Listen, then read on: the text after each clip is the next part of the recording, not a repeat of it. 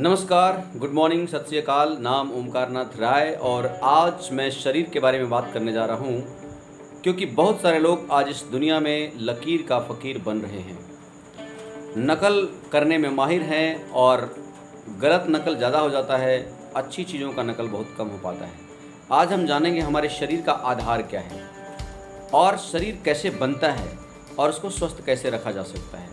आयुर्वेद को किन किन नामों से जाना जाने लगा है और किस तरीके से लोग एक्सेप्ट कर रहे हैं और रिजेक्ट कर रहे हैं। पूरे वर्ल्ड वाइड में आयुर्वेद को किस तरीके से एक्सेप्ट किया जा रहा है, उसके क्या क्या फ़ायदे हो रहे हैं, इन सब बातों के बारे में आज हम जानेंगे। मैंने कुछ आंकड़े तैयार किए हैं जिसके आधार पर मैं बताना चाहूँगा। यूँ तो बहुत तरह की थेरेपी होती है जिसमें एक फिजियोथेरेपी है, उसके अलावा एक नई तरह की थेरेपी मैं सामने रखूँगा आपके, जिसका नाम है सेलुलर नरिशमेंट थेरेपी, कोशिकीय पोषण पद्धति।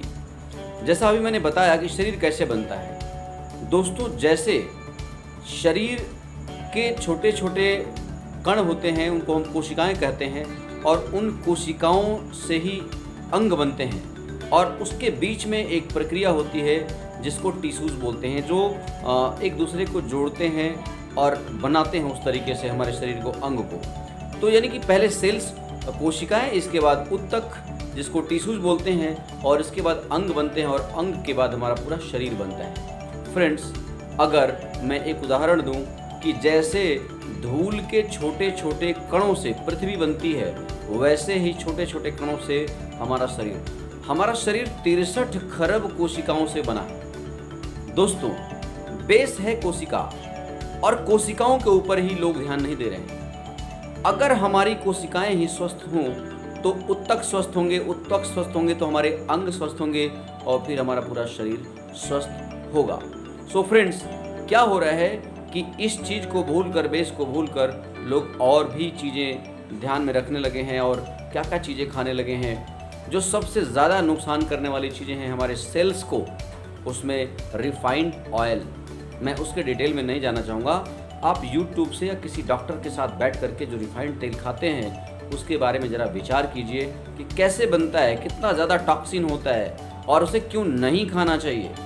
दूसरी चीज़, मैदा अंदर जाके चिपकता है। हम लकीर का फ़कीर बने हैं, चाइना मोमोज, चाइना से चाउमीन, क्या चीज़ें खाते हैं, हमें पास्ता, हमें पता ही नहीं हम क्या कर रहे हैं। और जब बिस्तर पे पड़ते हैं अचानक से, क्योंकि बीमारी एकदम से नहीं आती, बीमारी आती है धीरे धीरे, 2 साल, 4 साल, 5 साल, 10 साल, 20 साल लग जाता है और जब सामने आती है तब परेशान हो जाते हैं और फिर डॉक्टर के पास जाते हैं और कहते हैं कि मैं तो बड़ा आराम, मैं ठीक से रहता था। सो फ्रेंड्स, 4 चीज़ों को मैं मना करना चाहूँगा: रिफाइंड तेल, सफ़ेद नमक, मैदा और चीनी। एक वीडियो मैं पहले भी बना चुका हूँ लेकिन उसमें डिटेल में अभी नहीं जाऊँगा मैं। 4 चीज़ों को अगर छोड़ दिया जाए, 400 बीमारियों से हम दूर रहेंगे। सो फ्रेंड्स, आइए मैं एक आंकड़ा बताता हूँ वर्ल्ड वाइड कि आयुर्वेद को किस तरीके से अपनाया जा रहा है और हमारे भारत में कैसे लोग इससे और दूर होते जा रहे हैं। हालांकि बहुत सारे ऐसे लोग हैं जो इसकी खासियत को समझते हुए इसे एक्सेप्ट कर रहे हैं। एक शब्द है मार्केट में जिसको लोग फूड सप्लीमेंट बोलते हैं। फूड सप्लीमेंट वो कैप्सूल फॉर्म में होता है, टैबलेट फॉर्म में होता है,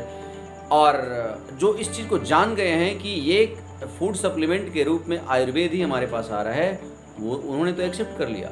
लेकिन नॉर्मल आम आदमी, आम जनता इस बात को नहीं समझ पा रही है और उसको वो क्या जानती है, दवाई है। जैसे नीम, अगर नीम को आप कैप्सूल फॉर्म में डाल दिए तो वो दवाई समझने लगते हैं लोग, और नीम के छाल को, नीम के पत्ती को अगर पीस के लाया, घर में पी लिया तो उसको आयुर्वेद समझते हैं लोग। ज़रा इस विडंबना को समझने की कोशिश कीजिए। और जो कैप्सूल का जो ऊपर का कवर बनता है, वो कवर होता है चावल के माड़ का, जो फाइबर का काम करता है, जो हमारी बॉडी में और जाकर के फ़ायदा ही पहुंचाता है। तो मैं ये बात इसलिए सामने रखना चाहता हूं कि जो लोग भ्रमित हैं वो भ्रमित ना हो। फूड सप्लीमेंट, उसकी हिंदी होती है आहार पूरक। हमारे भोजन में जो कमी रह गई उस आहार को पूरा करने के लिए ये सप्लीमेंट बनाया जा रहा है और इसको जो समझ गया है वो अपने डाइनिंग टेबल पे रखता है। खाना खाने के बाद या खाना खाने से पहले जो चीज़ जैसे लेना है उसको ले सकते हैं। आंवला कैप्सूल फॉर्म में है, उसको लोग समझते हैं दवाई है।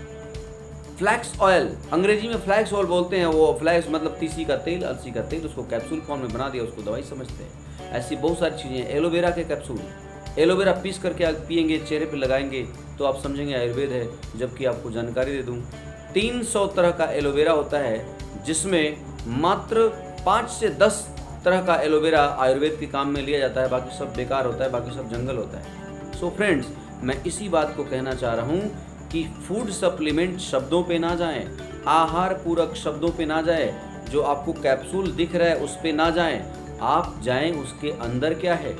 क्या आप रोज़ नीम की पत्ती तोड़ करके उसको पीस करके और पी सकते हैं? आपका जवाब होगा नहीं, कड़वा लगेगा।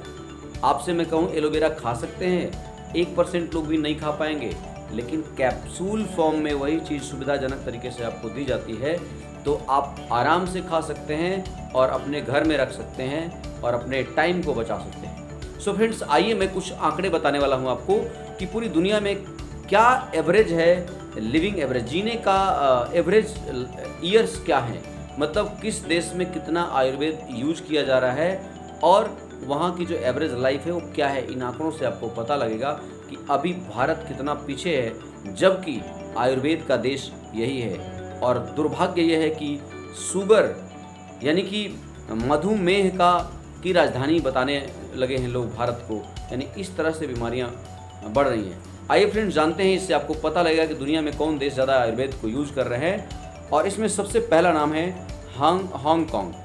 हांगकांग में 70% लोग आयुर्वेद को यूज़ करते हैं कैप्सूल फॉर्म में, जिसे बोलते हैं आहार पूरक या फूड सप्लीमेंट, और वहाँ लोगों की एवरेज लाइफ है 87 ईयर्स, 87 साल।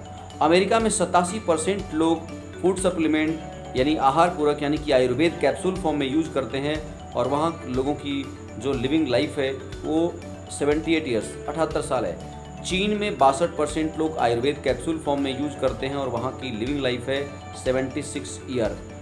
जापान के लोग 45% लोग यूज़ करते हैं, वहाँ का वातावरण भी कुछ ऐसा है, और वहाँ के लोग लिविंग लाइफ जो उनकी एवरेज लाइफ है वो 84 साल है। सिंगापुर में 53% लोग फूड सप्लीमेंट यानी आयुर्वेद यूज करते हैं और 83 साल उनकी एवरेज लाइफ है। मलेशिया में 52% लोग यूज़ करते हैं और 76 साल उनकी एवरेज लाइफ है। लेकिन अब लास्ट में भारत की बात कर लेते हैं। भारत जो आयुर्वेद का देश है दोस्तों, भारत में मात्र 37% लोग इस चीज़ को समझ रहे हैं। आयुर्वेद को गलतफहमी के शिकार बने हुए हैं लोग, जो कैप्सूल फॉर्म को नहीं समझ पा रहे हैं और उसको अवॉइड कर रहे हैं कि मैं तो ऐसे ही फिट हूँ। और एक बजरा एम्स में जा कर के देखिए, किसी बड़े हॉस्पिटल में जा कर के देखिए, हार्ट अटैक से कितनी मौतें हो रही हैं। और मैं बहुत सीरियसली इस वीडियो को बना रहा हूँ क्योंकि अभी एक मेरे फ्रेंड की हार्ट अटैक से 42 साल की उम्र में डेथ हो गई, और मैंने रिसर्च किया तो बहुत बड़ी संख्या है आज भारत में खान पान की वजह से, आयुर्वेद को ना अपनाने की वजह से मौत की संख्या बहुत ज़्यादा है। सो दोस्तों, हमारी फैमिली है, हमारे घर के लोग हैं, सबको हमें ध्यान रखना बहुत ज़रूरी है। सो भारत में 37% लोग ही फूड सप्लीमेंट यानी आयुर्वेद को समझ रहे हैं, और यहाँ की सबसे कम जो लिविंग लाइफ है वो है 68 ईयर्स, 68 साल।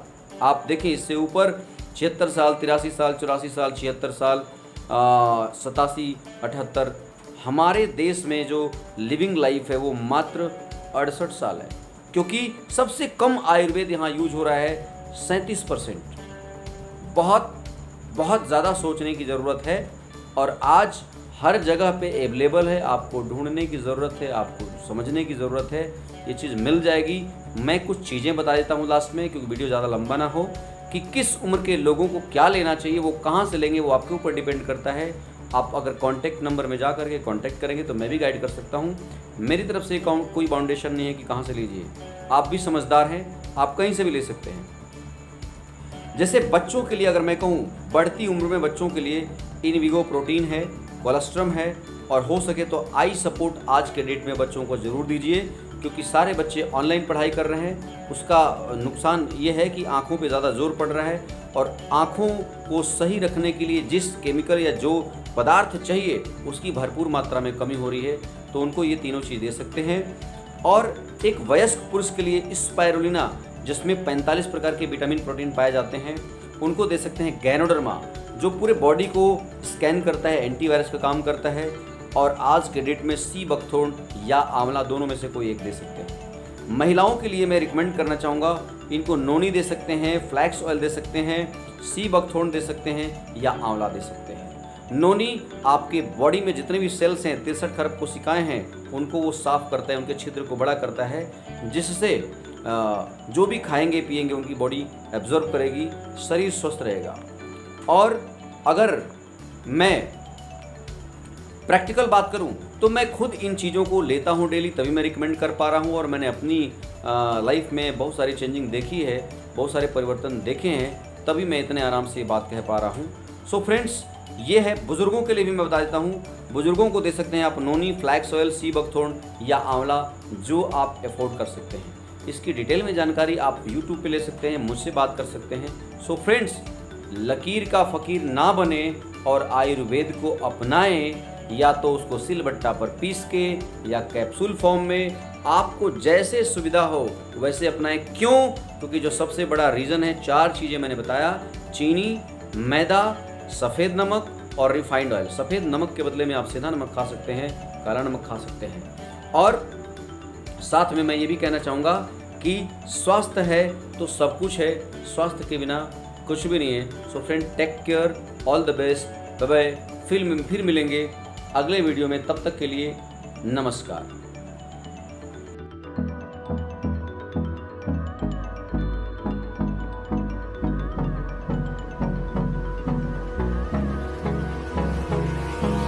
Hold me close till I get up. Time is barely on our side.